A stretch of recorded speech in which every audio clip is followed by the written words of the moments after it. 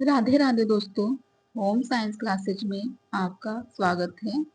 आज हमारा क्लास जो है कि पर्यावरण एवं सामाजिक कार्यकर्ता का नया टॉपिक है। तो जो है कि इससे संबंधित जितने भी क्वेश्चन आए हैं उसे हम लोग देखेंगे तथा व्याख्या सहित हल भी करेंगे। तो इसका फर्स्ट क्वेश्चन पूछा है कि आवश्यक वस्तु अधिनियम में सूचीबद्ध वस्तुओं का समूह है। आवश्यक वस्तु अधिनियम में जो है कि सूचीबद्ध वस्तुओं का समूह इनमें से क्या है। आवश्यक वस्तु अधिनियम में तो कोयला, कपास, वस्त्र, लोहा, पेट्रोलियम उत्पाद जो है कि आवश्यक वस्तु अधिनियम में सूचीबद्ध वस्तु का समूह है। तो इसका आंसर ए हो जाएगा। तो कोयला, इस्पात, कपास, इस्पात, प्लास्टिक तो यह नहीं आवश्यक में आएगा। और लोहा, इस्पात, पेट्रोलियम, एल्यूमिनियम तो सबसे सही इसका जो कि कोयला, कपास, वस्त्र, लोहा और पेट्रोलियम उत्पाद जो कि आवश्यक अधिनियम में सूचीबद्ध वस्तु में आता है। तो इसका आंसर ए सही हो जाएगा। तो इसका फर्स्ट इसके बारे में देखते हैं। तो आवश्यक वस्तु अधिनियम में सूचीबद्ध वस्तुओं का समूह कोयला, कपास, वस्त्र, लोहा, पेट्रोलियम उत्पाद आवश्यक वस्तु अधिनियम 1955 के तहत केंद्र आवश्यक वस्तु अधिनियम जो कि कब आया था 1955 के तहत, जो कि केंद्र राज्य सरकारों के माध्यम से कुल 8 श्रेणियों के वस्तुओं पर नियंत्रण रखती है। इसमें ड्रग्स, उर्वरक, खाद्य तिलहन एवं तेल समेत खाने की वस्तुएं, कपास से बना धागा, पेट्रोलियम तथा पेट्रोलियम उत्पाद, कच्चा जूट और जूट वस्त्र, खाद्य फलों के बीज तथा जूट के बीज और फेस मास्क तथा हैंड सैनिटाइजर शामिल है। यह कानून साल जो कि 1955 में ऐसे समय में बना था जब भारत खाद्य पदार्थों की भयंकर कमी से जूझ रहा था। इसलिए इस कानून का उद्देश्य को इन वस्तुओं की जमाखोरी और कालाबाजारी को रोकना था, ताकि उचित मूल्य पर सभी को खाने का सामान मुहैया कराया जा सके। नेक्स्ट क्वेश्चन पूछा है कि इसमें सूची 1 का सूची 2 में मिलान करना है। तो एल नीनो का मिलान किससे होगा। तो एल नीनो का मिलान जो है कि पूर्व प्रशांत के तापमान में आवधिक वृद्धि होगा। पूर्व प्रशांत के तापमान में आवधिक की वृद्धि होगा। तो इसका आंसर जो कि इसका चौथे मिलान हो जाएगा। और ग्रीन हाउस इफेक्ट का किससे संबंध है, जैसा कि ग्रीन हाउस इफेक्ट है तो कार्बन डाइऑक्साइड और इसी तरह की अन्य गैसों के पृथक्करण प्रभाव के कारण पृथ्वी के वायुमंडल तापमान की प्रगामी ताप वृद्धि हो जाएगा। तो इसका तीसरे से हो जाएगा। पहले का जो है कि चौथा है और बी का जो है कि तीसरा है। और मरुस्थलीकरण, तो मरुस्थलीकरण देखिए उर्वरक से है, तो मतलब भूमि से है। तो कभी उर्वरक रही भूमि को निम्न कोटिकृत कराना। तो कभी उर्वरक रहित भूमि को निम्न कोटिकृत करना। तो इसका जो कि पांचवा हो जाएगा। और निर्वनीकरण का जो कि किससे हो जाएगा। तो निर्वनीकरण सहयोगिता जिससे कि एक दूसरे को सहयोग करना। तो एक जीव दूसरे जीव को लाभान्वित रूप से प्रभावित करता है। एक अन्योन्य क्रिया जहाँ एक जीव दूसरे जीव को लाभकारी रूप से प्रभावित करता है। तो इसका जो कि पहला हो जाएगा। और निर्वनीकरण तो पहला जो कि एक प्रथा प्रक्रिया है जो भूमि के गैर वन प्रयोग हेतु दीर्घकालीन परिवर्तन की ओर आवृत्ति होती है। तो इसका जो कि दूसरा हो जाएगा। तो चौथा, तीसरा, पांचवा, दूसरा, पहला देखते हैं किसमें। चौथा, तीसरा, पांचवा, दूसरा, पहला जो कि डी में है। तो इसका आंसर डी सही हो जाएगा। तो एल नीनो पूर्व प्रशांत के तापमान में आवधिक वृद्धि हो जाएगा। और ग्रीन हाउस इफेक्ट जो कि कार्बन डाइऑक्साइड और इस तरह की अन्य गैसों के पृथककारी प्रभाव के कारण है। और मरुस्थलीकरण जो कि कभी उर्वरक रही भूमि को निम्न कोटिकृत करना। और निर्वनीकरण जो कि एक प्रथा प्रक्रिया जो भूमि के गैर वन प्रयोग हेतु दीर्घकालीन परिवर्तन की ओर आवृत्ति होती है। और सहयोगिता जो कि एक अन्योन्य क्रिया जहाँ एक जीव दूसरे जीव को लाभकारी रूप से प्रभावित करता है। नेक्स्ट क्वेश्चन पूछा है कि परियोजना का आकार किसके द्वारा तय किया जाता है। तो परियोजना का आकार जो है कि किसके द्वारा तय किया जाता है, तो परियोजना निरूपण दल के द्वारा किया जाता है। तो इसका आंसर डी सही हो जाएगा। तो परियोजना का आकार परियोजना निरूपण दल द्वारा तय किया जाता है। किसी समय किसी समस्या के निदान या किसी विषय के तथ्यों को प्रकाशित करने के लिए तैयार की गई एक पूर्ण योजना होती है।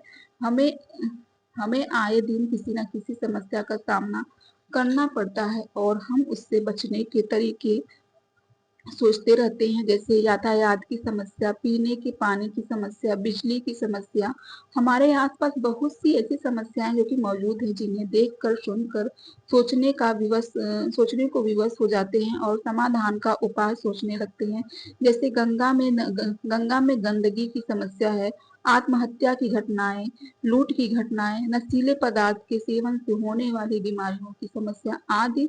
जब हमारे सामने आई कोई समस्या आती है तो सबसे पहले हम उस समस्या की तह तक जाकर उसके सभी पहलुओं को जानने की कोशिश करते हैं, इसके निदान की सभी संभावनाओं और उपायों का विचार करते हैं। इस तरह हमारे मन में तैयार पूरी विचार योजना एक प्रकार की परियोजना है। पूरी इस तरह हमारे मन में जो है कि तैयार पूरी विचार योजना जो है एक प्रकार की परियोजना है, योजना से संबंधित है। नेक्स्ट क्वेश्चन पूछा है कि पर्यावरण स्वच्छता का नाम बदलकर क्या रखा गया है, तो पर्यावरण स्वास्थ्य रखा गया है। तो इसका आंसर जो कि बी सही हो जाएगा, पर्यावरण स्वास्थ्य रखा गया है। तो पर्यावरण में उपस्थित आवश्यक तत्वों के असंतुलन कहलाता है। पर्यावरण में उपस्थित आवश्यक तत्वों के असंतुलन कहलाता है। तो क्या कहलाता है, तो जो है कि प्रदूषण कहलाता है। तो इसका आंसर ए हो जाएगा, प्रदूषण कहलाता है। तो प्रदूषण अथवा पर्यावरणीय प्रदूषण पर्यावरण में किसी ठोस पदार्थ, ठोस द्रव्य या गैस अथवा ऊर्जा, उष्मा, ध्वनि, रेडियोधर्मिता इत्यादि के प्रवेश को कहते हैं, यदि इसकी गति इतनी तेज हो कि सामान्य और प्राकृतिक प्रक्रियाओं द्वारा इसका परिक्षेपण, मंद विनियोज, पुनर्चक्र अथवा हानिकारक रूप में संरक्षण न हो सके। प्रदूषण के दो स्पष्ट सूचक है, किसी पदार्थ या ऊर्जा का पर्यावरण में प्रवेश और उसका प्राकृतिक पर्यावरण के प्रति हानिकारक या अवांछित होना। नेक्स्ट क्वेश्चन पूछा है कि वायुमंडल में घुलित सल्फर डाइऑक्साइड किस पर अधिक असर डालता है। वायुमंडल में घुलित सल्फर डाइऑक्साइड जो कि किस पर अधिक असर डालता है, तो जो है कि पौधे पर अधिक असर डालता है। किस पर अधिक असर डालता है, तो पौधे पर डालता है। तो इसका आंसर ए सही हो जाएगा। तो वायुमंडल में घुलित जो है कि सल्फर डाइऑक्साइड एक रासायनिक यौगिक है। सल्फर डाइऑक्साइड क्या है, एक रासायनिक यौगिक है। इसका रासायनिक सूत्र जो कि SO2 है। यह तीव्र गंध युक्त एक क्षीण विषैली गैस है जो कई तरह के औद्योगिक प्रक्रियाओं में तथा ज्वालामुखियों द्वारा छोड़ी जाती है। यह एक रंगहीन गैस होती है। यह गैस पौधे पर, मानव पर, भौतिक संसाधनों पर असर डालती है, परंतु सबसे ज्यादा पौधे पर इसका असर पड़ता है। विकल्प इसका ए सही हो जाएगा। नेक्स्ट क्वेश्चन पूछा है कि अम्लीय वर्षा की खोज की थी। तो अम्लीय वर्षा की खोज किसने की थी, तो रॉबर्ट अंगूम स्मिथ ने की थी। रॉबर्ट अंगूम स्मिथ ने की थी। तो इसका आंसर ए सही हो जाएगा। तो अम्लीय वर्षा की खोज रॉबर्ट अंगूम स्मिथ ने की थी। अम्लीय वर्षा में सल्फ्यूरिक अम्ल H2SO4 और नाइट्रोजन के ऑक्साइड नाइट्रिक अम्ल जो कि HNO3 मिल जाते हैं। अम्ल वर्षा का तात्पर्य उस वर्षा को हरा और हिम से है जिसमें कार्बन डाइऑक्साइड के अतिरिक्त सल्फर डाइऑक्साइड और नाइट्रोजन के ऑक्साइड घुल जाते हैं। अम्ल वर्षा के कारण जलीय प्राणियों की मृत्यु, खेती और पेड़ पौधों की वृद्धि में गिरावट, तांबा और सीसा जैसे घातक तत्वों का पानी में मिल जाना, ये सभी दुष्परिणाम देखे जा सकते हैं। अम्लीय वर्षा के कारण आगरा का ताजमहल पीला पड़ रहा है। किसके कारण, जो कि आगरा का ताजमहल पीला पड़ रहा है। तो जो है कि अम्लीय वर्षा के कारण पीला पड़ रहा है। तो नेक्स्ट क्वेश्चन पूछा है कि निम्नलिखित कारक सूक्ष्म जीवों की वृद्धि को प्रभावित करता है। तो इनमें से कौन सा कारक जो है कि सूक्ष्म जीवों की वृद्धि को प्रभावित करता है, तो तापमान है, हवा है, नमी है। तो यह सभी जो है कि सूक्ष्म जीवों को प्रभावित करता है। तो सभी विकल्प सही है। तो इसका आंसर जो है कि बी सही हो जाएगा। तो तापमान, हवा, नमी सूक्ष्म जीवों की वृद्धि के ये सभी कारक प्रभावित करते हैं।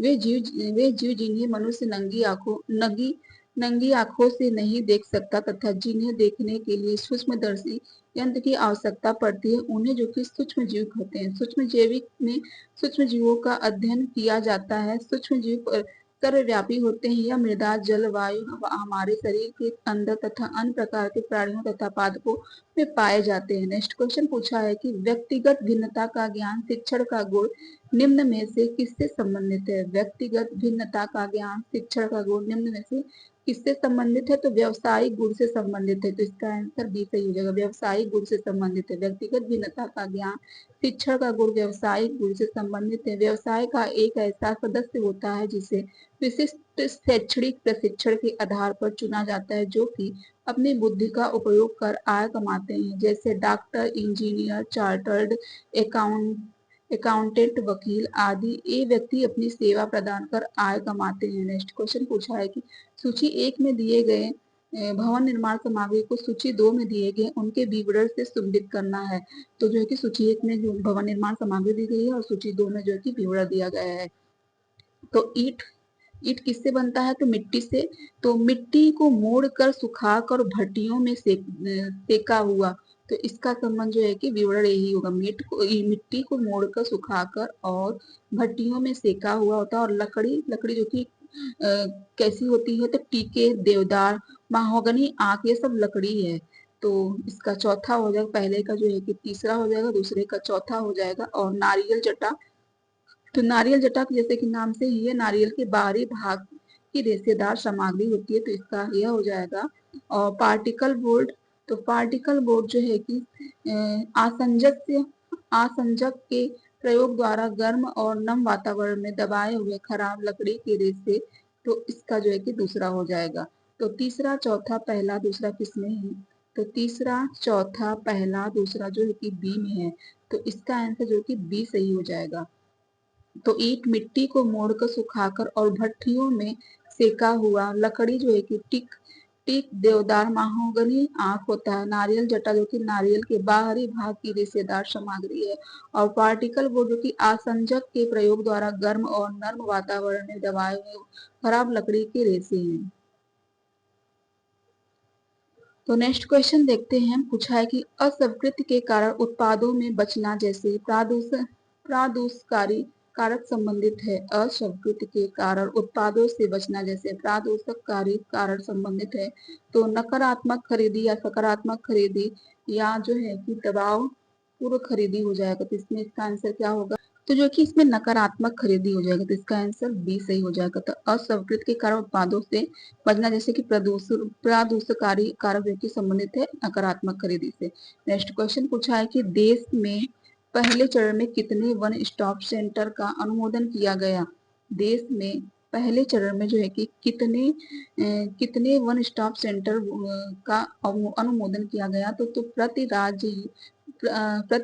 प्रति यूनिट में एक सेंटर किया गया था।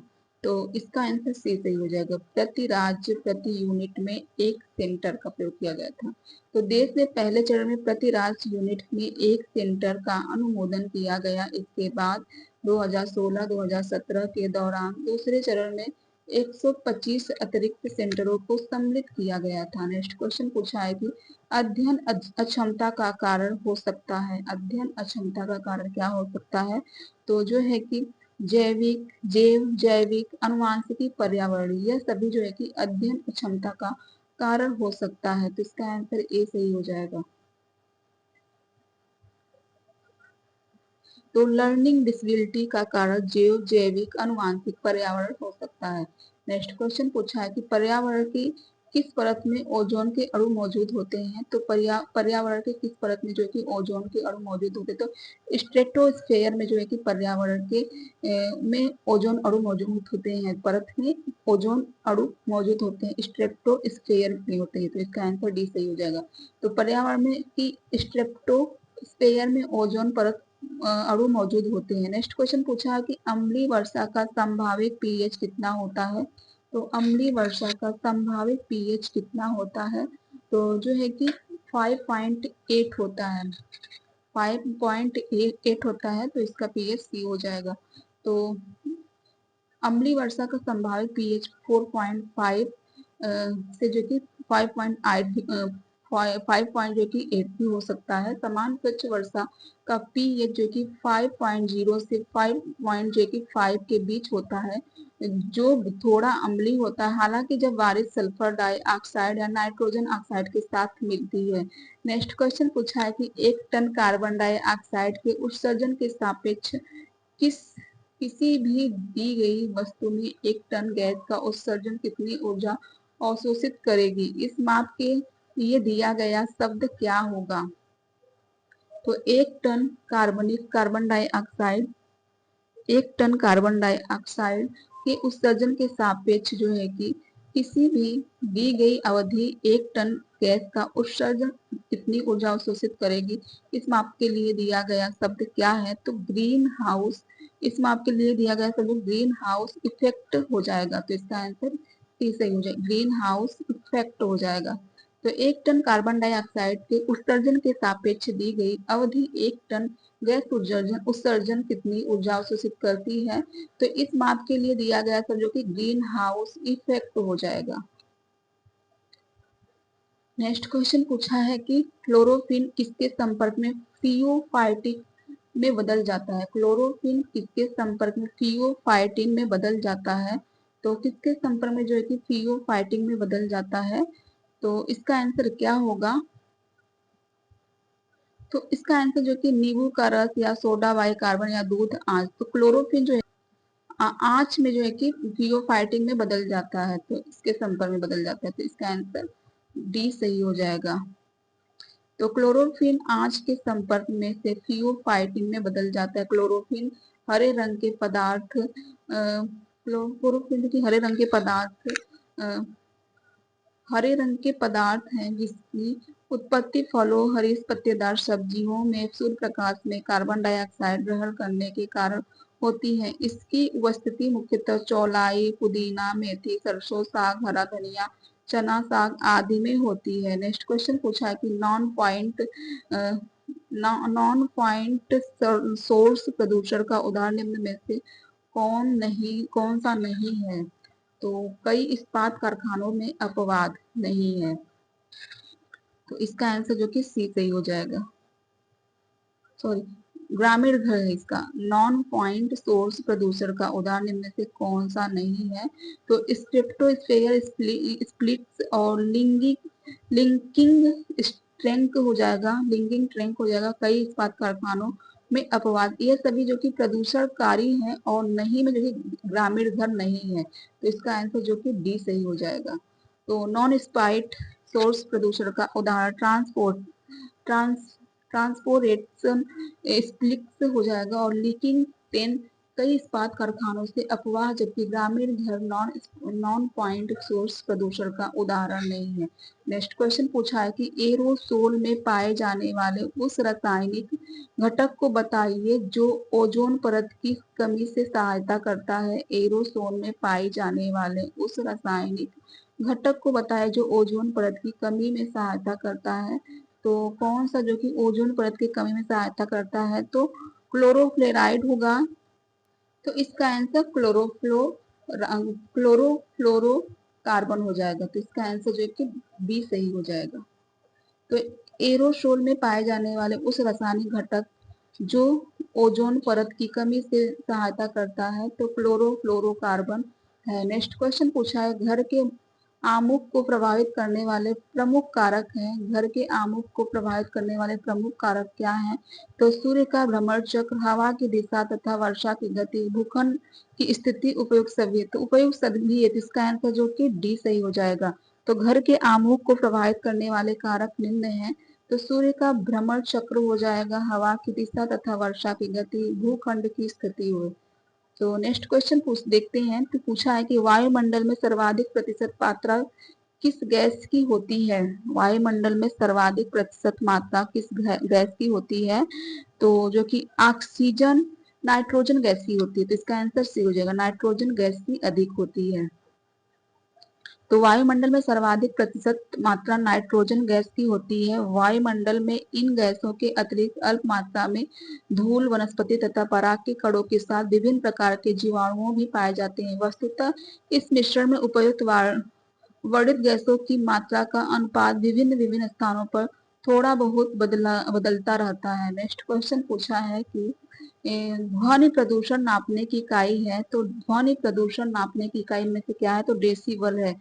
तो इसका आंसर सी सही होगा। डेसिबल जो है कि ध्वनि प्रदूषण के नापने की इकाई है। पर्यावरण प्रदूषण का एक अन्य रूप ध्वनि प्रदूषण भी है। ध्वनि प्रदूषण से आशय है कि अनावश्यक तथा अधिक शोर प्रत्येक प्रकार की ध्वनि की शोर की श्रेणी में रखा जा सकता है, भले ही वह शोर कल कारखानों का हो या रेलगाड़ी या अन्य वाहनों का हो, लाउड स्पीकर का हो तथा रसोई घर में बर्तनों का हो। यह सभी शोर जो कि ध्वनि प्रदूषण में ही आते हैं। तो सल्फर डाइऑक्साइड और कार्बन डाइऑक्साइड का कारक क्या है, तो वायु प्रदूषण के हैं। सल्फर डाइऑक्साइड और कार्बन डाइऑक्साइड जो कि कारक क्या है, तो यह वायु प्रदूषण के कारक हैं। सल्फर डाइऑक्साइड और कार्बन डाइऑक्साइड वायु प्रदूषण के कारक हैं। वायु में ऑक्सीजन, नाइट्रोजन तथा कार्बन डाइऑक्साइड का एक निश्चित अनुपात जीवन के लिए आवश्यक है। हम सांस के द्वारा जो हवा भीतर खींचते हैं वह हमारे फेफड़ों में जाती है और वायु में जो ऑक्सीजन होती है उसे हमारे फेफड़े सोख लेते हैं। गतिविधियों के कारण रक्त में जो कार्बन डाइऑक्साइड फेफड़ों में आ जाती है वह निकल जाती है। नेक्स्ट क्वेश्चन पूछा है कि सूची 1 में दी गई समाचार एजेंसियों की सूची 2 में उल्लेखित उनके उद्भव देश के साथ सम्मिलित कीजिए। तो सूची 1 और सूची 2 दिया गया है।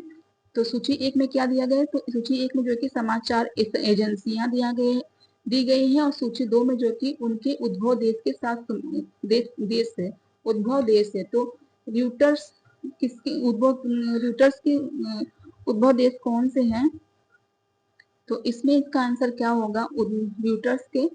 तो इसका हो जाएगा र्यूटर्स का जो है कि ब्रिटेन का है।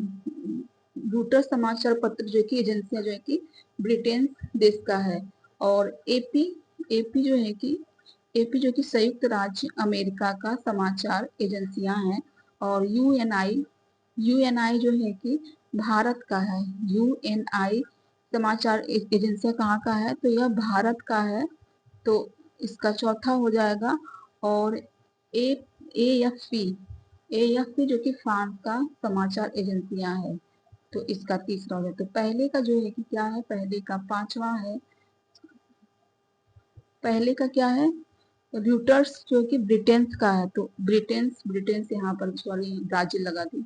तो ब्रिटेन का, तो इसका चौथा हो जाए, दूसरा हो जाएगा। तो रूटर्स जो कि ब्राजील ब्रिटेन का है, तो इसका जो कि दूसरा है। और बी का जो है कि पहला, तो दूसरा पहला। और सी का जो है कि चौथा, दूसरा पहला चौथा। और एफपीओ का जो है कि फ्रांस है, तो तीसरा, दूसरा पहला चौथा तीसरा जो कि बी है। तो इसका आंसर बी सही हो जाएगा। तो रूटर्स एजेंसी जो कि ब्रिटेन का है, और एपी जो कि संयुक्त राज्य अमेरिका का है, यूएनआई जो कि भारत का है, और एफपीओ जो कि फ्रांस का है।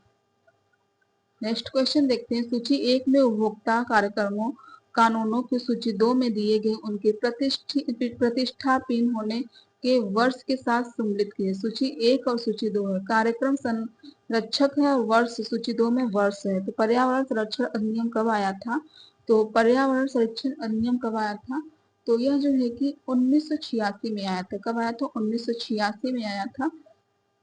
तो इसका ए का मिलान किसमें होगा, तो ए का जो है कि दूसरे में हो जाएगा।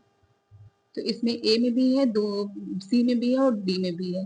तो पर्यावरण संरक्षण अधिनियम जो कि 1986 में आया था, तो यह पहले का है मिलान। और M R M R T P, तो एम आर टी पी कब आया था, तो यह जो कि एम आर टी पी जो कि 1969 में आया था। 1969 में आया था, तो वो जो कि पहले में है, यहाँ पर है। तो इसका जो है कि बी का जो कि पहला हो जाएगा। दूसरा तो पहला है,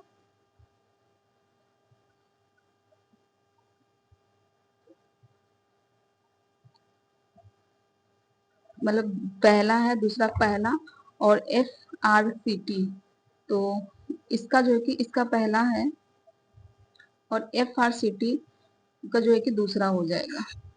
तो पी एफ ए कब आया था, तो PF है जो है कि 1954 में आया था, 1954 में आया था। तो इसका जो है कि C हो जाएगा, इसका A हो जाएगा और इसका B 2 है। और वस्त्र विनिमय अधिनियम, वस्त्र विनिमय अधिनियम कब आया? तो वस्त्र विनिमय अधिनियम, वस्त्र विनिमय अधिनियम जो है कि कब आया था? तो वस्त्र विनिमय अधिनियम पहले का दूसरा है और दूसरे का जो कि पहला है, और FPA इसका जो है कि 1954 में आया, 1954 तो इसका पांचवा है। और जो है कि वस्त्र विनिमय अधिनियम, वस्त्र विनिमय अधिनियम कब आया? तो यह जो कि 1976 में आया।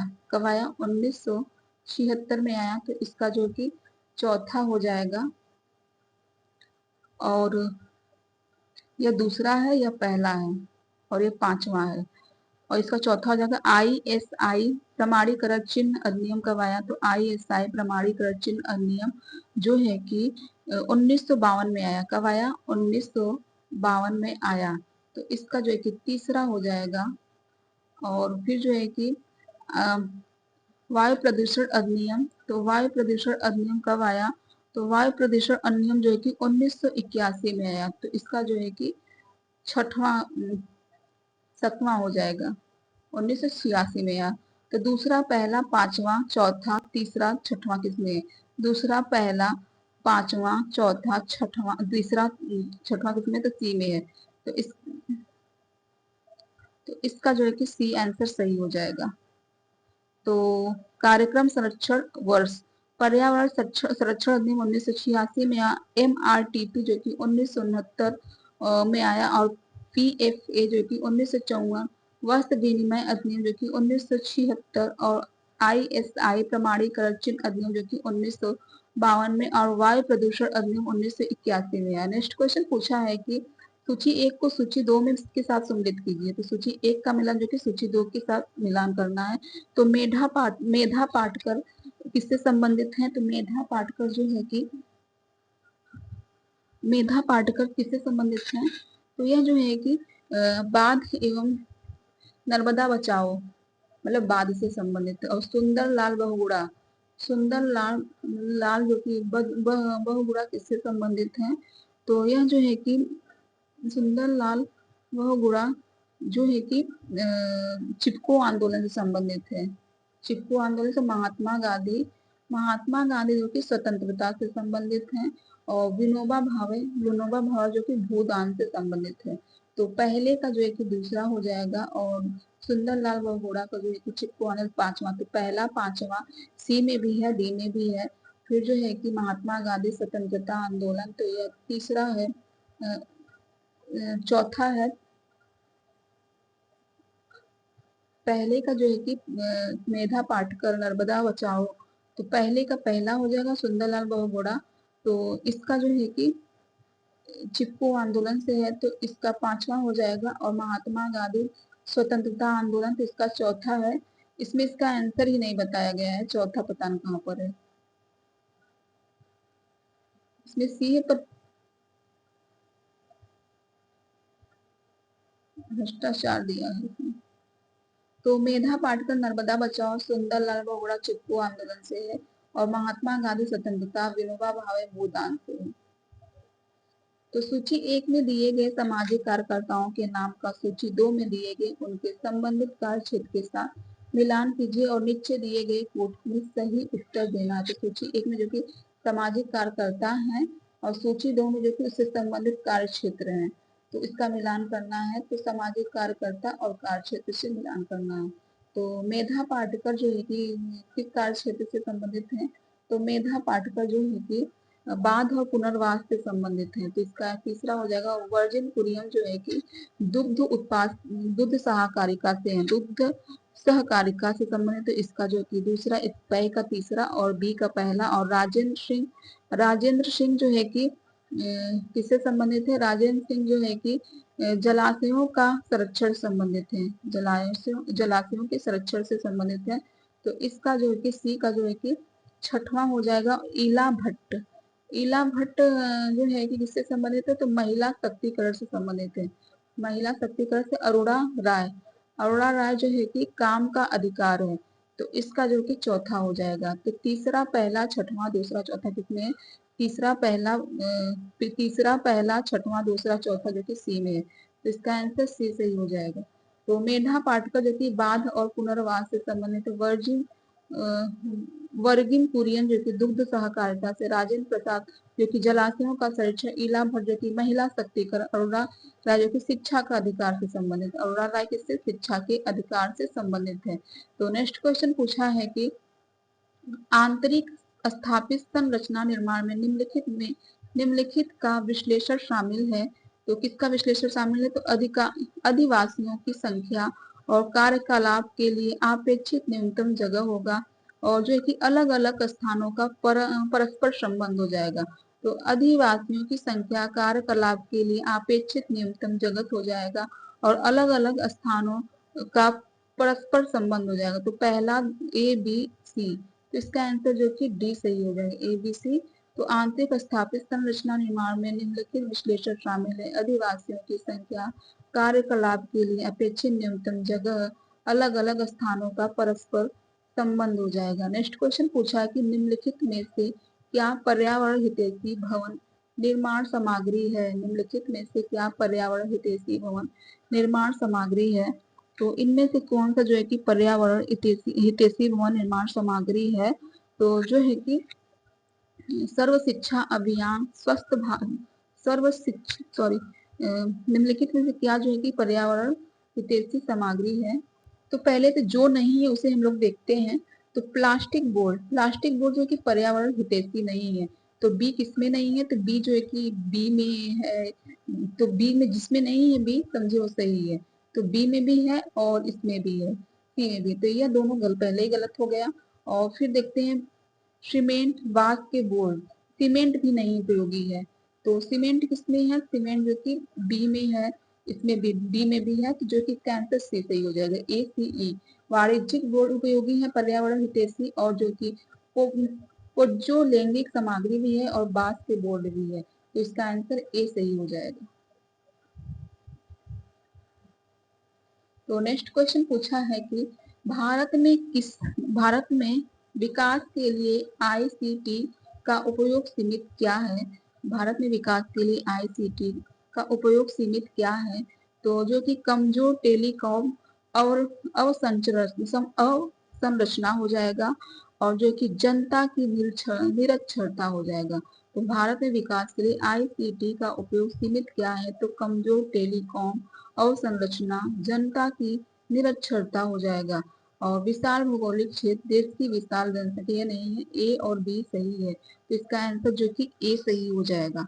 तो भारत के विकास के लिए आईसीटी का उपयोगी सीमित है क्योंकि कमजोर टेलीकॉम, अवसंरचना, जनता की निरक्षरता हो जाएगा। नेक्स्ट क्वेश्चन पूछा है कि पर्यावरण के उपयोग को कम करना, विषाक्त विक्षेपण को न्यूनतम स्तर तक लाना, पर्यावरण संरक्षण के लिए पुनः चक्र को निम्नलिखित में से क्या संज्ञा दी गई है, तो पारिस्थितिकी दक्षता का संज्ञा दी गई है, इसका आंसर जो कि बी सही हो जाए। तो पर्यावरण उपयोगिता को कम करना, विषाक्त विक्षेपण को न्यूनतम स्तर तक लाना, पर्यावरण संरक्षण के लिए पुनः चक्रण को निम्नलिखित में से परिस्थिति दक्षता की संख्या दी गई है। नेक्स्ट क्वेश्चन पूछा है कि भारत में वायु से संबंधित विधियक उपबंधों को पहचानिए। तो वायु से संबंधित विधियक उपबंधों को पहचानना है, तो वायु अधिनियम कब आया था, तो 1981 में आया था, तो यह सही है। और वन्य जीव संशोधन अधिनियम जो है कि 2002, तो यह गलत है। मोटर यान अधिनियम जो है कि 1939 में आया था, यह सही है। और कारखाना अधिनियम 1948 में आया था, तो ये भी सही है। वन निवास अधिनियम 1906, तो पहला सही है, और सी और डी सही है, तो इसका आंसर ए सही हो जाएगा। तो वायु अधिनियम जो कि 1981 में, और मोटर यान अधिनियम जो कि 1939 में, कारखाना अधिनियम जो कि 1948 में आया था। नेक्स्ट क्वेश्चन पूछा कि अंतरराष्ट्रीय अभिसमय के अनुसमर्थन का प्रभाव महिलाओं और बच्चों से संबंधित विधायक नीतियों और कार्यक्रमों पर पड़ा। तो अंतरराष्ट्रीय, तो ये जो है कि सही है। और जो है कि इसके आगे देखते हैं। तो कारण पूछा है, कारण कह रहा है कि कारण आर कह रहा है कि अभी समय से उल्लेखित अनुच्छेदों को अनुपालन नहीं करने के परिणाम स्वरूप उल्लंघन करने वाले राज्य के विरुद्ध दंडात्मक कार्यवाही की जाती है। तो ए भी सही है, ए और आर दोनों सही है, तो इसका आंसर ए सही हो जाएगा। तो अंतरराष्ट्रीय अभिसमय के अनुसंधान का प्रभाव महिला और बच्चों से संबंधित विधायक नीतियों और कार्यक्रमों पर पड़ा है, क्योंकि अभिसमय में उल्लेखित अनुच्छेदों का अनुपालन नहीं करने के परिणाम स्वरूप उल्लंघन करने वाले राज्य के विरुद्ध दंडात्मक कार्यवाही की जाती है। तो नेक्स्ट क्वेश्चन पूछा है कि अभिकथन ए है और कारण आर है, तो अभिकथन ए कह रहा है कि विकास का आधुनिकीकरण प्रतिरूप गरीब देशों में व्यक्तियों की मानसिकता में परिवर्तन की पैरोकारी करता है। विकास का आधुनिकीकरण प्रतिरूप जो है कि प्रतिरूप गरीब देशों के व्यक्तियों के मानसिकता में परिवर्तन की पैरोकारी करता है। तो यह क्या सही है? तो यह सही है। और कारण आज जो कह रहा है कि आधुनिकीकरण के लिए आवश्यक है कि लोग को बाहरी दबावों को बजाय अपनी संस्कृतियों और परंपराओं से निर्देशित होना चाहिए। तो यह गलत है, यह गलत है। ए सही है पर आर जो कि गलत है, तो इसका आंसर ए सही हो जाएगा। नेक्स्ट क्वेश्चन पूछा है कि अन्य गैसों जो न्यून मात्रा में वायु में है, तो अन्य गैस जो कि न्यून मात्रा में वायु में है, तो आर्गन है, नियॉन है, अमोनिया है या सल्फर डाइऑक्साइड है। तो आर्गन है, नियॉन है, यह सभी गैस जो कि न्यून मात्रा में वायुमंडल में है। तो इसका आंसर पहला, दूसरा, तो इसका आंसर ए सही हो जाएगा। तो प्राकृतिक निसंक्रमण क्या है? तो प्राकृतिक निसंक्रमण क्या है? तो रोगाणुओं को जलाना, रोगाणुओं को उबालकर नष्ट करना, अल्ट्रावायलेट किरणों द्वारा रोगाणुओं को नष्ट करना, फिनाइल द्वारा रोगाणुओं को नष्ट करना। तो प्राकृतिक निसंक्रमण क्या है? तो प्राकृतिक निसंक्रमण जो है कि रोगाणुओं को जलाना, रोगाणुओं को जब उबाल कर नष्ट करना, अल्ट्रावायलेट किरणों द्वारा रोगाणुओं को नष्ट करना। तो इसका जो है कि रोगाणुओं को अल्ट्रावायलेट किरणों द्वारा रोगाणुओं को नष्ट करना हो जाएगा, या प्राकृतिक निसंक्रमण कहलाएगा। तो इसका आंसर सी सही हो जाएगा। तो सूर्य की अल्ट्रावायलेट किरणों द्वारा रोगाणुओं को नष्ट करना प्राकृतिक निसंक्रमण है। आजकल विशेषकर विदेशी अस्पतालों में इन किरणों की समस्या अस्पताल के कमरे, दीवारों, बिस्तर आदि के निसंक्रमित किए जाते हैं। नेक्स्ट क्वेश्चन पूछा कि ऑटोमोबाइल दहन, घरेलू ईंधन का जलना प्रदूषण के स्रोत हैं। ऑटोमोबाइल दहन, घरेलू ईंधन का जलना प्रदूषण ईंधन के स्रोत हैं। तो किस ईंधन के स्रोत हैं? तो जो कि वायु के स्रोत हैं। तो इसका आंसर सी सही हो जाएगा। तो अल्ट्रावायलेट दहन, घरेलू ईंधन का जलना वायु प्रदूषण के स्रोत हैं। मोटर गाड़ियों से निकलते धुएं के बिना जली हुई हाइड्रोकार्बन गैस व नाइट्रोजन ऑक्साइड निकलते हैं। इसमें ऑक्सीलेट, नाइट्रेट आदि अत्यंत हानिकारक पदार्थ है। इसमें आंखों से पानी निकलता है और तथा सांस लेने में कठिनाई होती है। नेक्स्ट क्वेश्चन पूछा है कि धूल, धुआं, कुहासा और वाष्प में उपस्थित अशुद्धियां हैं। धूल, धुआं, कुहासा और वाष्प में कौन सी उपस्थित अशुद्धियां हैं? तो जो है कि वायु हो जाएगा। धूल, धुआं, कुहासा में वायु है, तो इसका आंसर सी सही हो जाएगा। तो धूल, धुआं, कुहासा और वाष्प वायु में उपस्थित अशुद्धियां हैं। इसके अतिरिक्त कारखानों के चिमनियों से निकली सल्फर डाइऑक्साइड श्वसन नली में जलन उत्पन्न करती है तथा फेफड़ों को भी हानि पहुंचाती है। गैस मत्तियों की नमी के साथ मिलकर जो है कि CO2 अम्ल का सल्फ्यूरिक अम्ल बना देती है, जिससे क्लोरोफिल उत्तक जो कि नष्ट हो जाता है। तो नेक्स्ट क्वेश्चन पूछा है कि किसका अर्थ है कि एक घर के आंतरिक भाग को ताजा करने के लिए दूषित वायु को बाहर निकालकर शुद्ध वायु परिसंचित करना होता है। तो जो है कि वायु आगमन का अर्थ है कि एक घर की आंतरिक भाग को ताजा करने के लिए दूषित वायु को बाहर निकालकर शुद्ध वायु परिसंचरित करना। तो इसका आंसर जो कि बी सही हो जाएगा। नेक्स्ट क्वेश्चन पूछा है कि अभिकथन और कारण आ रहे। तो अभिकथन ए पूछ रहा है कि द्वितीय संकुलर सर्कुलर प्रतिक्रिया वह क्रिया है जिसमें कि शिशु के वातावरण में किसी वस्तु का प्रभाव पड़ता है। द्वितीय सर्कुलर प्रतिक्रिया वह क्रिया है जिसमें कि शिशु के वातावरण में किसी वस्तु का प्रभाव पड़ता है। और कारण आर कह रहा है कि द्वितीय सर्कुलर सर्कुलर प्रतिक्रिया केवल वह प्रक्रिया है जिसमें सिंबॉलिक खेल होता है। तो इसमें से इसका आंसर क्या होगा? तो यह जो कि ए गलत है। द्वितीय सर्कुलर प्रतिक्रिया वह क्रिया जिसमें कि शिशु के वातावरण में किसी वस्तु का प्रभाव पड़ता है, तो यह गलत है। और आर जो कि कह रहा है कि द्वितीय सर्कुलर प्रतिक्रिया केवल वह प्रक्रिया जिसमें सिंबॉलिक खेल होता है। तो ए तो इसमें जो कि ए गलत है पर आर सही है, तो इसका आंसर बी सही हो जाएगा। तो नेक्स्ट क्वेश्चन पूछा है कि निम्नलिखित जलवायु कारक मानवीय कारकों को प्रभावित करता है। निम्नलिखित जलवायु कारक जो कि मानवीय कारकों को प्रभावित करता है। तो वायु तापमान, वायु गति, वायु आर्द्रता, तली बनावट, आपस की पृष्ठभूमि। तो कौन सा जो है कि मानवीय कारक को प्रभावित करता है? तो जलवायु कारक मानवीय कारक को प्रभावित करता है। तो इनमें से जो है कि इसका आंसर हो जाएगा वायु तापमान है, वायु गति है और वायु आर्द्रता, यह तीनों है। तो इसका आंसर सी सही हो जाएगा, यह तीनों है।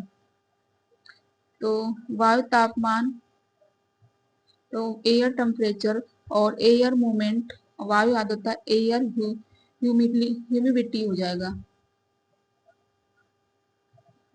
एयर ह्यूमिडिटी हो जाएगा। तो वह वाहनी विकास की घटक अंग है। तो वाहनी विकास की घटक अंग क्या है?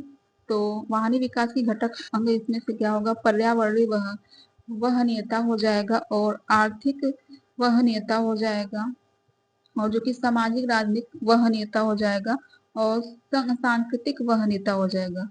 तो पर्यावरण वहनीयता, आर्थिक वहनीयता और सामाजिक राजनीतिक वहनीयता, सांस्कृतिक वहनीयता। तो यह तीनों पहला, दूसरा, तीसरा, चौथा है। पहला, दूसरा, तीसरा, चौथा, तो इसका आंसर सी सही हो जाएगा। पर्यावरण वाहनीयता, आर्थिक वाहनीयता, सामाजिक राजनीतिक वाहनीयता, सांस्कृतिक वाहनीयता। नेक्स्ट क्वेश्चन पूछा कि विश्व में सर्वाधिक जैविक विविधता होने के कारण आयन मंडल में उसकी परिस्थिति की वजह से है। विश्व में सर्वाधिक जैविक विविधता होने के कारण आयन मंडल में उसकी परिस्थिति की वजह है। तो इसकी परिस्थिति की क्या वजह है? तो विकार और प्राकृतिक चयन की प्रक्रियाओं को गतिमान करना, और जो है कि विकार और प्राकृतिक चयन की प्रक्रिया को गतिमान करना तो यह है। और रासायनिक प्रक्रियाओं को बढ़ती है और उपापचय की गति को घटाती है नहीं है। मूल को आजाद कर, तो मूल को जो है कि मूलक को आजाद करती है और वायु प्रदूषण के और विकार को बढ़ाती है। तो पहला और तीसरा सही है। तो पहला तीसरा इसका आंसर हो जाएगा। तो इसका आंसर जो कि बी सही हो जाएगा। तो व्यावसायिक स्तर पर कूड़ा करकट के निष्पादन की सर्वोत्तम विधि इनमें से कौन सा है? व्यावसायिक स्तर पर कूड़ा करकट के निष्पादन की सर्वोत्तम विधि इनमें से कौन सा है? तो खाद बनाना है। तो इसका आंसर ए हो जाएगा, खाद बनाना है। तो सामान्यतः व्यावसायिक स्तर पर कूड़ा करकट के निष्पादन की सर्वोत्तम उपयोग विधि है उसका खाद बना दिया जाए। इस क्रिया में ना कोई प्रदूषण होता है, ना ही अवशेष का ढेर लगेगा, साथ ही साथ आय प्राप्ति में भी सहायता होता है। नेक्स्ट क्वेश्चन पूछा है कि उद्यान लगने का प्रमुख उद्देश्य क्या है? तो उद्यान लगने का प्रमुख उद्देश्य क्या है? ताकि मित्र रिश्तेदार मिलने आ सके, हम अपने माँ बाप की डांट को थोड़ी देर से मुक्ति प्राप्त कर सके, या जनता को शुद्ध वायु युक्त व शांति प्राप्ति स्थान मिले ताकि वह स्वास्थ्य लाभ प्राप्त कर सके। तो इसमें से क्या है? उद्यान लगने का प्रमुख उद्देश्य क्या है? ताकि मित्र रिश्तेदार मिल जा सके, जनता को शुद्ध वायु युक्त शांति शांत स्थान मिले ताकि वह स्वास्थ्य लाभ प्राप्त कर सके। तो इसका आंसर सी सही हो जाएगा। नेक्स्ट क्वेश्चन पूछा है कि इनमें से कौन अल्ट्रावायलेट किरणों को सोखता है? इनमें से कौन जो कि अल्ट्रावायलेट किरणों को सोखता है? तो ओजोन जो कि अल्ट्रावायलेट किरणों को सोखता है। समताप मंडल में उपस्थित जो कि ओजोन परत सूर्य से आने वाली परावैंगनिक विवरण को अवशोषित कर लेती है। ओजोन जो कि O3 ऑक्सीजन के तीव्र परमाणुओं में से मिलकर बनने वाली एक गैस है जो वायुमंडल में बहुत कम मात्रा में पाई जाती है। नेक्स्ट क्वेश्चन पूछा है कि वायु में नाइट्रोजन है, तो वायु में नाइट्रोजन जो कि ऑक्सीजन की को पतला कर देते हैं। वायु में नाइट्रोजन जो कि क्या करते हैं, शरीर के लिए आवश्यक है या ऑक्सीजन को पतला कर देते, तो ऑक्सीजन को जो कि पतला कर देते हैं, तो इसका आंसर बी सही हो जाए। तो वायु में नाइट्रोजन ऑक्सीजन को पतला कर देता है, जो अन्यथा शुद्ध रूप बड़ा क्रियाशील होता है। वायु में नाइट्रोजन 79% तक होता है। नेक्स्ट क्वेश्चन पूछा, ग्रीन हाउस में गैस उपस्थित होते हैं, तो ग्रीन हाउस में कौन सी गैस उपस्थित है, कार्बन डाइऑक्साइड और मीथेन गैस उपस्थित होते हैं, तो इसका आंसर ए हो जाए। कार्बन डाइऑक्साइड तथा मीथेन गैस उपस्थित होते हैं। ग्रीन हाउस गैस पृथ्वी के वातावरण में परिवर्तन तथा भूमंडलीय ऊष्मन के लिए उत्तरदायी है। ग्रीन हाउस गैस में सर्वाधिक उत्सर्जन carbon dioxide, methane, nitrogen oxide, chlorofluoro carbon तथा वाष्प आदि करते हैं। नेक्स्ट क्वेश्चन पूछा है कि सुलभ शौचालय एक आदर्श शौचालय है, तो इसमें मल कीड़ों द्वारा समाप्त कर दिया जाता है। वह किसी प्रकार के दुर्गंध युक्त विषैले गैस नहीं बनते हैं या वातावरण में प्रदूषण को भय नहीं करता है। तो सुलभ शौचालय एक उत्तम एवं आदर्श शौचालय है, तो इनमें से इसका क्या आंसर होगा, तो जो है कि या जो कि इसके दूषित पानी से नदी का पानी भी गंदा नहीं होता उपयोग से भी, तो यह सभी सही है। तो इसका आंसर सॉरी तो इसका आंसर जो कि डी सही हो जाएगा। इसका आंसर डी सही है, उपयुक्त सभी सही है।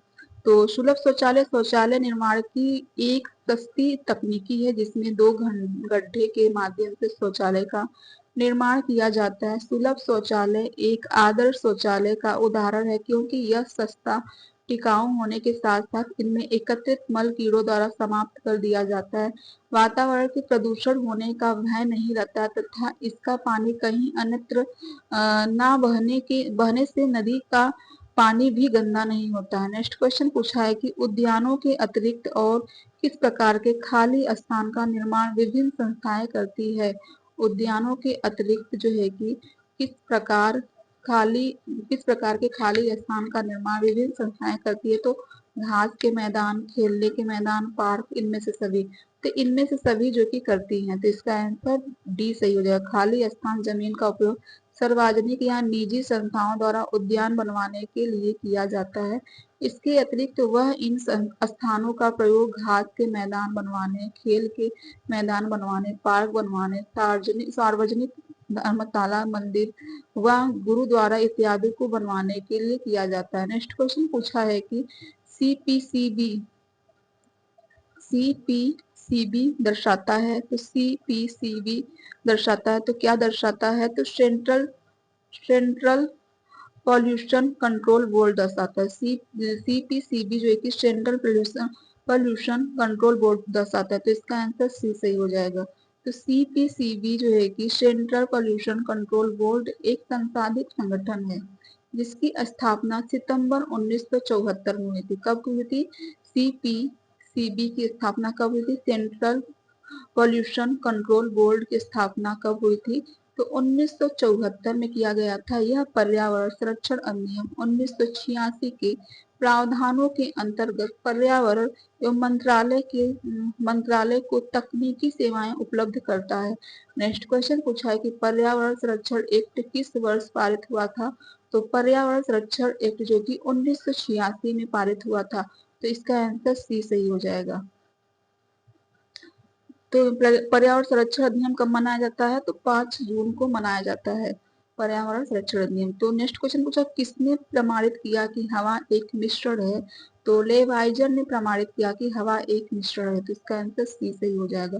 सन 1970 में एंटोनी लेवाइजर ने दहन की आधुनिक अवधारणा को प्रस्तुत किया जिसने दहन के फ्लोजिस्टन सिद्धांत को विस्थापित कर दिया। इसी सिद्धांत की व्याख्या करते हुए लेवाइजर ने प्रमाणित किया कि हवा विभिन्न गैसों का मिश्रण है, तथा यह भी कहा कि यह मुख्यतः दो प्रकार की होती है, एक जो दहन को सपोर्ट करती है और दूसरी जो दहन को सपोर्ट नहीं करती है। एक जो एक दहन को सपोर्ट करती है, दूसरी जो कि दहन को सपोर्ट नहीं करती है। नेक्स्ट क्वेश्चन पूछा है कि निम्न में से कौन सा गलत है। निम्न में से कौन सा जो कि गलत है। जल प्रदूषण से होने वाला रोग जो कि सिलिकोसिस है, यह गलत है। वाइटल जो कि जल प्रदूषण से होने पोलियो मेलाइटिस होता है, और अमीबा पेचिस, यह सभी जल प्रदूषण से होने वाला रोग है जो कि सिलिकोसिस नहीं है। तो इसका आंसर जो कि डी सही है, गलत है यह। तो वाइटल, पोलियो मेलाइटिस तथा अमीबा पेचिस प्रदूषण जल के कारण उत्पन्न होने वाले रोग है, जबकि सिलिकोसिस सिलिका कड़ों और टुकड़े पत्थरों के धूल की वजह से होती है। नेक्स्ट क्वेश्चन पूछा है कि जीवन के लिए आवश्यक गैस क्या है। तो जीवन के लिए आवश्यक गैस जो कि ऑक्सीजन है। तो इसका आंसर ए सही हो जाएगा। जीवन के लिए सर्वाधिक आवश्यक गैस ऑक्सीजन है, क्योंकि इसकी अनुपस्थिति में श्वसन क्रिया संपादित नहीं हो सकती, जो कि मानव जीवन का आधार है। ऑक्सीजन जो कि O2 मानव शरीर में लगभग अन्य गैसों की तुलना में 65% तक होते हैं। ऑक्सीजन जो कि मानव शरीर में लगभग अन्य गैसों की तुलना में कितने परसेंट होते हैं, तो 65% तक होते हैं। ऑक्सीजन वायुमंडल में पाए जाने वाला गैसों में नाइट्रोजन 78%, ऑक्सीजन वायुमंडल में पाए जाने वाले गैसों में जो कि नाइट्रोजन 78% के बाद सर्वाधिक गैस जो कि ऑक्सीजन का होता है। वायुमंडल में सबसे अधिक गैस कौन सा होता है, नाइट्रोजन जो कि 78% होगा। फिर उसके बाद दूसरे नंबर पे ऑक्सीजन है, तो वह 21% होता है। मात्रा में पाई जाने वाली गैस है। मानव शरीर में मौजूद पोषण पदार्थों का ऑक्सीकरण इसी के कारण होता है, जिससे ऊर्जा उत्पन्न होती है। इसी कारण इसे प्राण वायु भी कहा जाता है। नेक्स्ट क्वेश्चन पूछा है कि जल प्रदूषण का मुख्य स्रोत क्या है। जल प्रदूषण का मुख्य स्रोत इनमें से क्या है। धुआं है, औद्योगिक अपशिष्ट है, डिटर्जेंट है, अमोनिया है।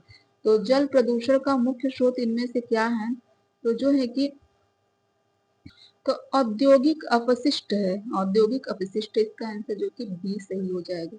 तो जल प्रदूषण से अभिप्राय जल निकायों जैसे झीलों, नदियों, समुद्रों, भूजल के प्रदूषण में होने से है। औद्योगिकरण के परिणाम स्वरूप आज कारखानों की संख्या में वृद्धि हुई है, लेकिन इन कारखानों को लगाने से पूर्व इनके अपशिष्ट पदार्थों को नदियों, नहरों, तालाबों आदि किसी अन्य स्रोतों में बहा दिया जाता है, जो कि जल प्रदूषण का मुख्य कारण बन जाता है। नेक्स्ट क्वेश्चन पूछा है कि घनी बस्तियों में पेड़ पौधे छाया देते हैं, वातावरण को शुद्ध करते हैं, या पक्षियों को आश्रय देते हैं, जमीन का सारा पानी सोख लेते हैं। तो घनी बस्तियों में पेड़ पौधे क्या करते हैं, तो यह जो कि वातावरण को शुद्ध करते हैं। तो इसका आंसर डी सही हो जाएगा। वातावरण को शुद्ध करते हैं, तो इसका आंसर बी सही हो जाएगा। तो नेक्स्ट क्वेश्चन देखते हैं। पूछा है कि शीशा बनता है, तो शीशा किससे बनता है। तो सल्फर व बालू से, नाइट्रोजन व चूने से, बालू बोरिक एसिड व फिल्ड्रम से, या बालू सिल्क लाइम लाइम स्टोन से बनता है। तो शीशा बनता है, तो शीशा जो कि बालू सिल्का व लाइम स्टोन से बनता है। तो इसका आंसर जो कि डी सही हो जाएगा।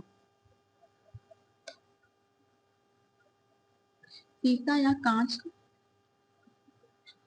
शीशा या कांच एक क्रिस्टलीय ठोस है। क्या एक अक्रिस्टलीय ठोस के रूप में एक अतिशील द्रव्य है। साधारण कांच, रेत या सिलिका या SiO2, sodium silicate, limestone, Na2 या SiO3 तथा कैल्शियम सिलिकेट का ठोस विलय मिश्रण होता है। कांच के निर्माण में कच्चे माल के रूप में बालू, सोडा एवं क्वार्टर्स का प्रयोग होता है। साधारण कांच का औसत संघटक जो कि Na2 या SiO2 CaSO4 4SiO2 होता है। कांच में रंग देने के लिए धातुओं के यौगिक मिलाए जाते हैं। कांच का प्रयोग कैमरा, दूरबीन, प्रयोगशाला तथा चश्मा आदि में किया जाता है। कांच का प्रयोग जो कि कैमरा, दूरबीन, प्रयोगशाला तथा चश्मा आदि में किया जाता है। नेक्स्ट क्वेश्चन पूछा है कि वायु में वायु में कार्बन मोनोऑक्साइड के असंतुलन से होता है। तो वायु में कार्बन मोनोऑक्साइड के असंतुलन से होता है तो क्या होता है? तो ब्रोंकाइटिस होता है। क्या होता है? ब्रोन सॉरी ब्रोंकाइटिस हो जाता है। वायु में कार्बन मोनोऑक्साइड के असंतुलन से जो कि ब्रोंकाइटिस हो जाता है। तो इसका आंसर जो कि बी सही हो जाता है। वायु में कार्बन मोनोऑक्साइड के असंतुलन से ब्रोंकाइटिस नामक श्वास संबंधी बीमारी हो जाती है। ब्रोंकाइटिस में श्वास नलिका ब्रोंकाई या मुंह, नाक तथा फेफड़ों के बीच हवा का मार्ग सूज जाता है, जिससे फेफड़ों में हवा और ऑक्सीजन लेने की क्षमता कम हो जाती है। ब्रोंकाइटिस सामान्यतः सूजन, वायरस, जीवाणु, धूम्रपान करने वाले धूम्रपान करने या धूप में सांस लेने से होता है। नेक्स्ट क्वेश्चन पूछा है कि पारिस्थितिक सिद्धांत के अनुसार बच्चों के वातावरण की प्रणाली का क्रम इस प्रकार है। पारिस्थितिक सिद्धांत के अनुसार बच्चों के वातावरण प्रणाली का क्रम इस प्रकार है। तो सूक्ष्म, मध्य, बाह्य, दीर्घ प्रणाली, यह सभी जो कि पारिस्थितिक सूक्ष्म है, फिर मध्य है, बाह्य है, दीर्घ है, प्रणाली है। तो इसका आंसर डी सही हो जाएगा। नेक्स्ट क्वेश्चन पूछा कि शुद्ध वायु में सर्वाधिक मात्रा में होती है। तो शुद्ध वायु में सर्वाधिक मात्रा में क्या होता है? तो जो है कि शुद्ध वायु में सर्वाधिक मात्रा में ऑक्सीजन होता है या नाइट्रोजन होता है। तो जो कि नाइट्रोजन होता है, सबसे ज्यादा सर्वाधिक मात्रा नाइट्रोजन का, फिर उसके स्थान पर जो कि ऑक्सीजन का होता है। तो इसका आंसर बी हो जाएगा। शुद्ध वायु में सर्वाधिक मात्रा में ऑक्सीजन होता है। तो शेष अन्य गैस एवं जलाशय 1% होते हैं इसमें शुद्ध वायु में। तो नेक्स्ट क्वेश्चन पूछा कि दहन प्रक्रिया तथा निःश्वास द्वारा विसर्जित गैस है। दहन प्रक्रिया तथा निःश्वास द्वारा विसर्जित गैस कौन सा है? तो कार्बन डाइऑक्साइड है। तो इसका आंसर बी सही हो जाएगा। तो किसी जलने वाले पदार्थ के वायु या ऑक्सीजन द्वारा जल जाने की क्रिया दहन कहलाती है। श्वसन भी एक प्रकार की दहन प्रक्रिया है जिसमें ग्लूकोज का ऑक्सीकरण होता है एवं इसके फलस्वरूप ग्लूकोज एक अणु में कार्बन डाइऑक्साइड एवं एथिल एल्कोहल के दो अणु बनते हैं। स्पष्ट दहन प्रक्रिया एवं प्रक्रिया में ऑक्सीजन की सहायता से दहन के पश्चात कार्बन डाइऑक्साइड CO2 बाहर निकलता है। नेक्स्ट क्वेश्चन पूछा है कि वायु में प्रमुख भाग किस निष्क्रिय गैस का होता है? वायु में प्रमुख भाग जो कि किस निष्क्रिय गैस का होता है? तो इसमें इसका आंसर नहीं बताया गया है सही। तो वायु में प्रमुख भाग किस निष्क्रिय गैस का होता है? तो ऑक्सीजन, नाइट्रोजन, ओजोन, यह सभी हैं। तो वायु में उपस्थित अक्रिय गैसों में सर्वाधिक मात्रा आर्गन की होती है, जो पृथ्वी के वायुमंडल के संघन का 0.933% है, जबकि स्वतंत्र वायुमंडल में सर्वाधिक प्रतिशत नाइट्रोजन का होता है। स्वतंत्र वायुमंडल में सर्वाधिक प्रतिशत किसका होता है? नाइट्रोजन का होता है। और वायुमंडल में उपस्थित अक्रिय निष्क्रिय गैस सर्वाधिक मात्रा आर्गन का होता है। तो इसमें आर्गन नहीं दिया गया है।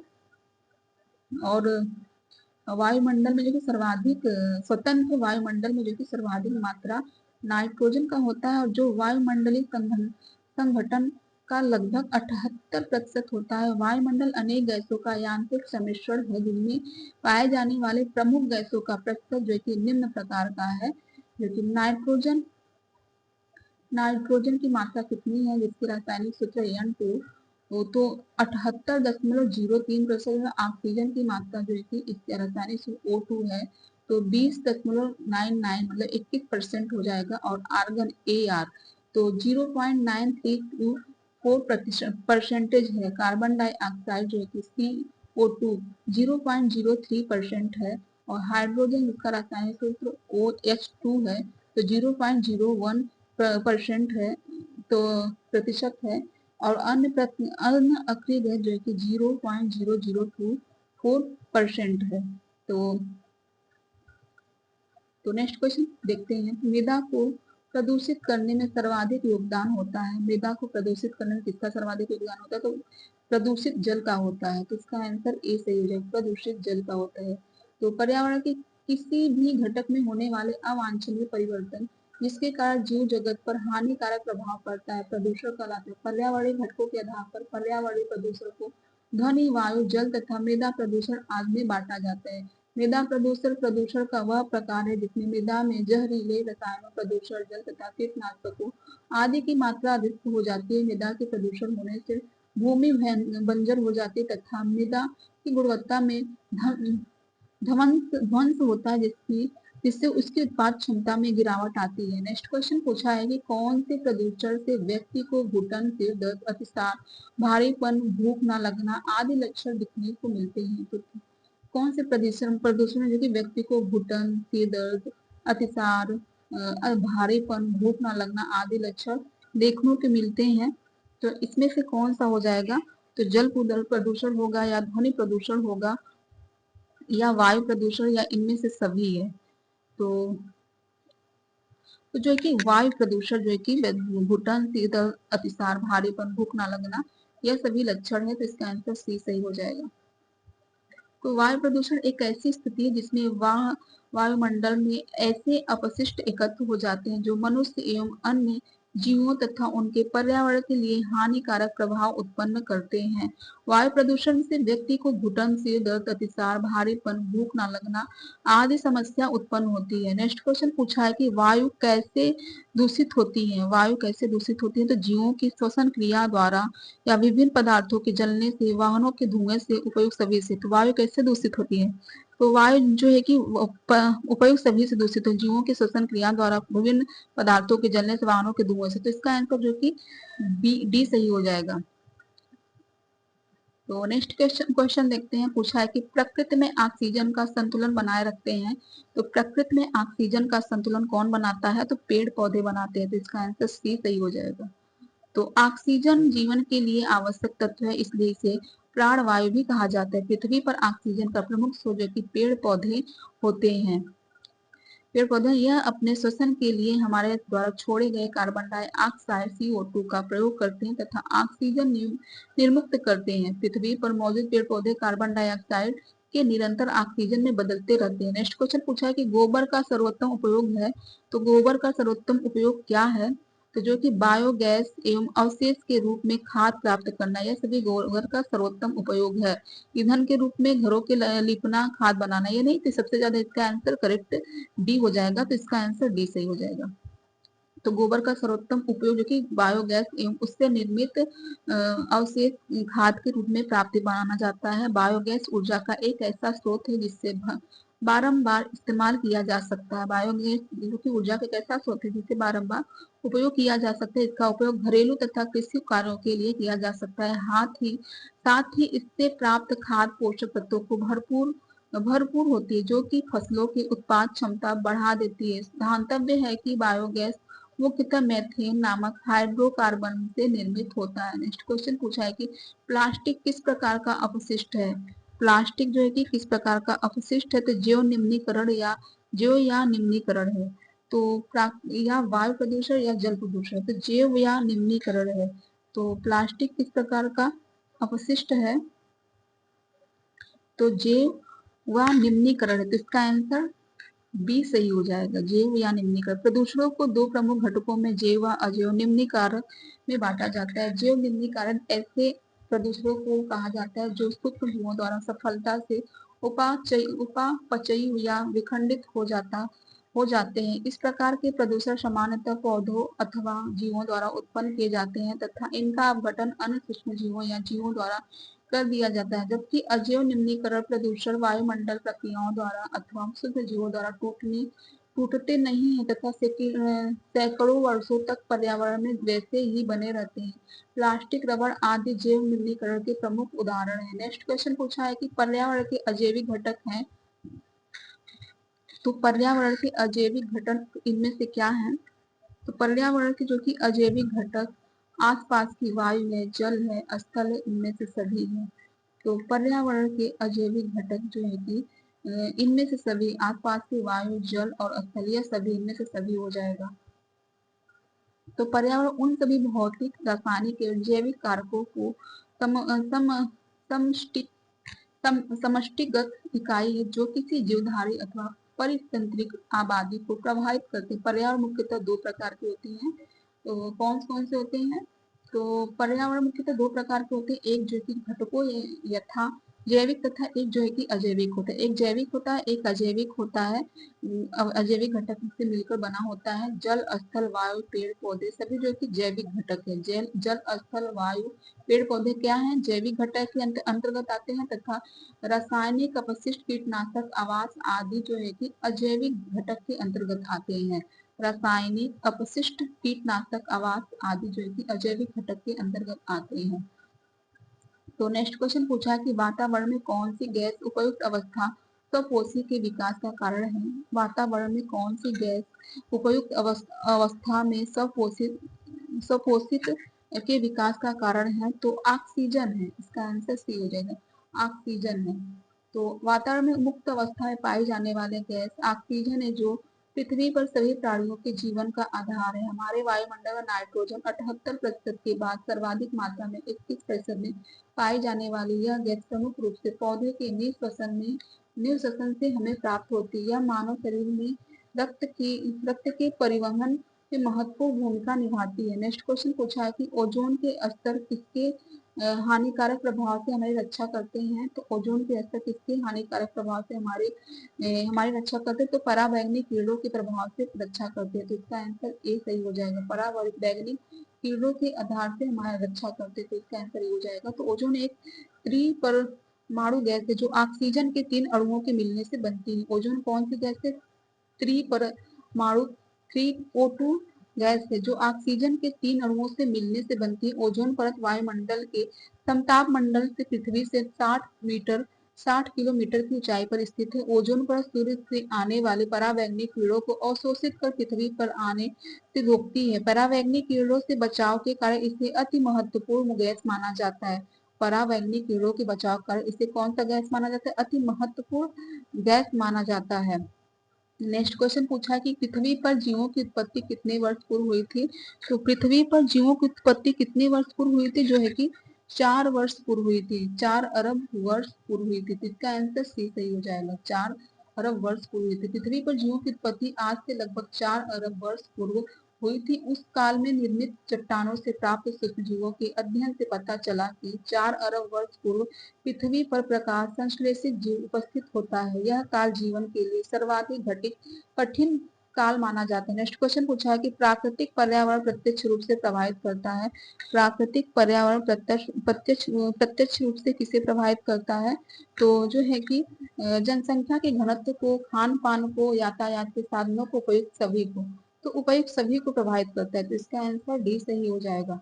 तो प्राकृतिक पर्यावरण प्रत्यक्ष रूप से जो कि जनसंख्या के घनत्व को, खान पान के यातायात खान पान को, यातायात के साधनों को प्रभावित करता है। पृथ्वी, आकाश, वायु, जल, वनस्पति, मौसम तथा समस्त जीव जंतु आदि सम्मिलित रूप से प्राकृतिक पर्यावरण कहलाते हैं।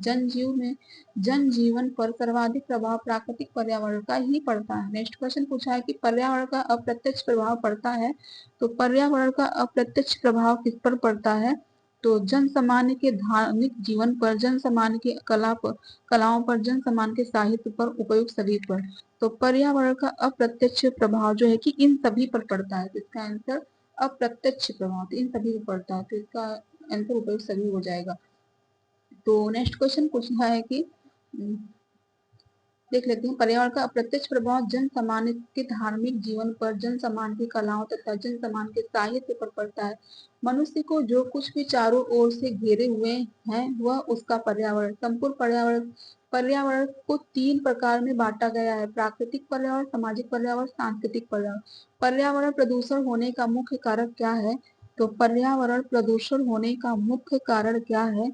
तो जनसंख्या, आधुनिकीकरण, सामाजिक रीति रिवाज, तीनों। तो पर्यावरण प्रदूषण का मुख्य कारण जो है कि तीनों है, ये सभी है, तो इसका आंसर डी हो जाएगा। नेक्स्ट क्वेश्चन पूछा है कि ध्वनि या शोर इकाई है, तो ध्वनि व शोर इकाई डेसिबल का है, तो इसका आंसर सी सही हो जाएगा। तो मनुष्य के कान में जीव, देखिए सामान्य बातचीत की ध्वनि लगभग 60 डेसिबल की होती है। मनुष्य के कान में 0 से 180 डेसिबल तक की ध्वनि तीव्र के प्रति संवेदी होती है। कितनी? 0 से 180 डेसिबल की ध्वनि तीव्र के प्रति संवेदी होती है। नेक्स्ट क्वेश्चन पूछा है, किसी भी परितंत्र में कालांतर के जीवों की संख्या स्थिर हो जाती है।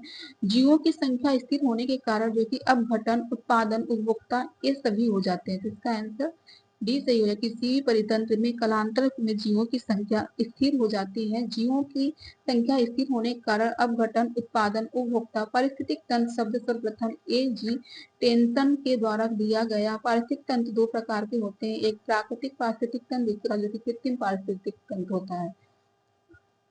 नेक्स्ट क्वेश्चन पूछा है कि वायु में कार्बन डाइऑक्साइड कितने प्रतिशत होती है। तो वायु में कार्बन डाइऑक्साइड जो कि 0.03% होती है। तो इसका आंसर बी सही हो जाएगा। वायु में गैसों का मिश्रण वायु हमारे पृथ्वी के चारों ओर एक व्यापक क्षेत्र में उपस्थित है, जिसे वायुमंडल कहा जाता है। वायुमंडल में कार्बन डाइऑक्साइड जो कि 0.03%, ऑक्सीजन 20.95 है प्रतिशत है, और नाइट्रोजन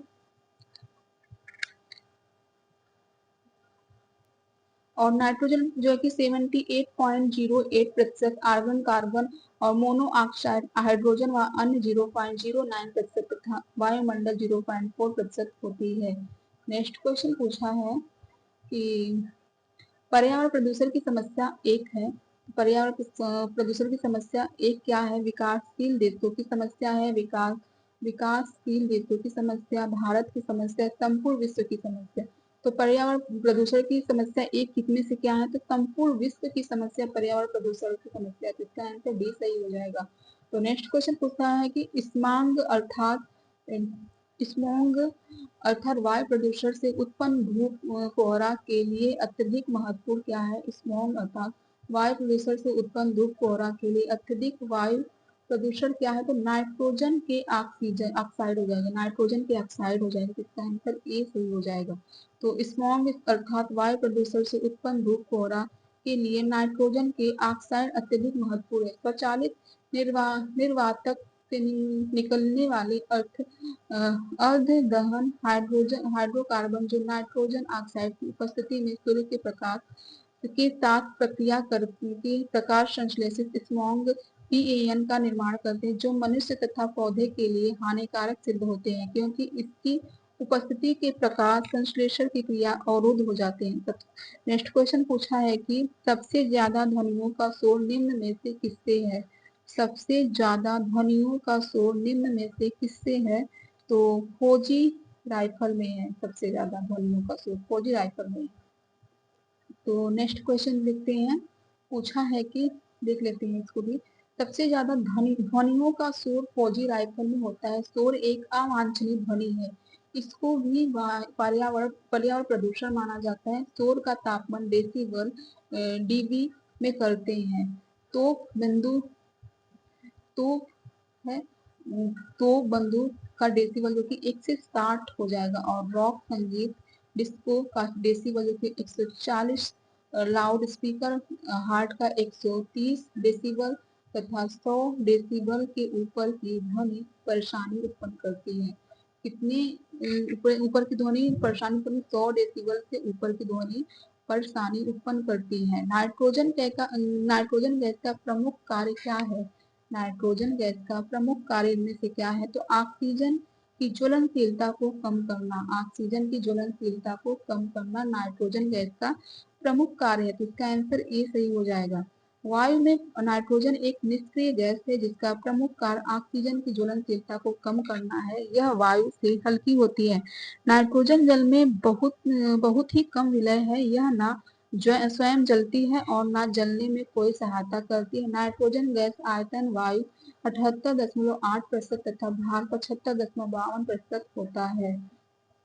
तो ठीक है, हमारा क्लास पर्यावरण से का जो है टॉपिक खत्म हुआ। अब जो है कि संस्थापिक प्रबंधन है। संस्थापिक प्रबंधन का है, तो इसका जो कि नेक्स्ट क्लास में लेंगे। ठीक है, आप सबका धन्यवाद।